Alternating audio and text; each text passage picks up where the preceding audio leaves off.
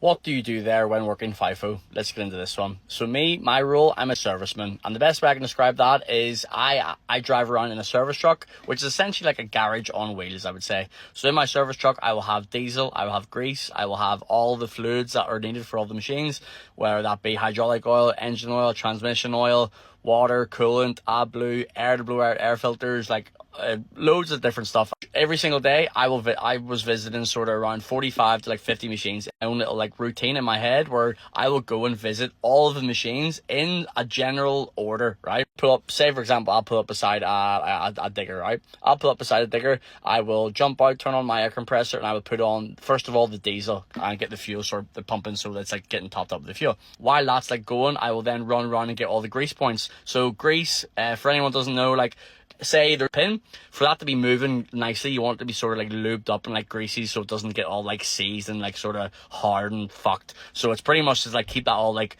lubey and make it all like loosey goosey and keep it like moving quickly. So I'll run around and do all the greasing while the fuel's still pumping. And say for example, like the operator could say like, oh Cal, my engine oil is a bit low, can you top that up? Or my hydraulic oil is a bit low, can you top that up? So like while all that's happening, I'll do all the grease first, then I will come back down to my truck, pull out the reel for, like say for example, engine oil. It'd probably be like 15 watt 40. Then you would like jump back up on top of the engine, unscrew the engine cap, and like you would need to have like gloves on, and you need to have loads of rags, because like you're essentially jumping up and opening up the engine bonnet, and it is hot. It is so hot. Obviously in Australia it's hot already, but you're opening like an engine door of like a machine that's been working for like hours and hours and hours.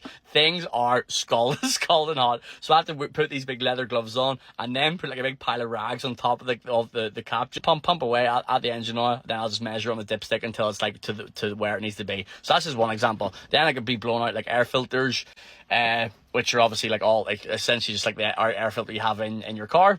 I'll just have this little routine, go and visit all the machines on site that we have to just make sure they're like working overtime essentially. So I need to be trying to do everything as fast and efficiently as I can, just so like I am not taking like the machine away from like working and like moving dirt and sort of making the company money.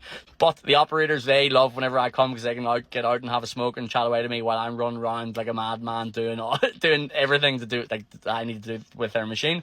And once everything's done, just pack up everything again, just be like, right, see you later, I'm away on now, and jump back into my truck and just drive to the next machine. And I would literally do that all.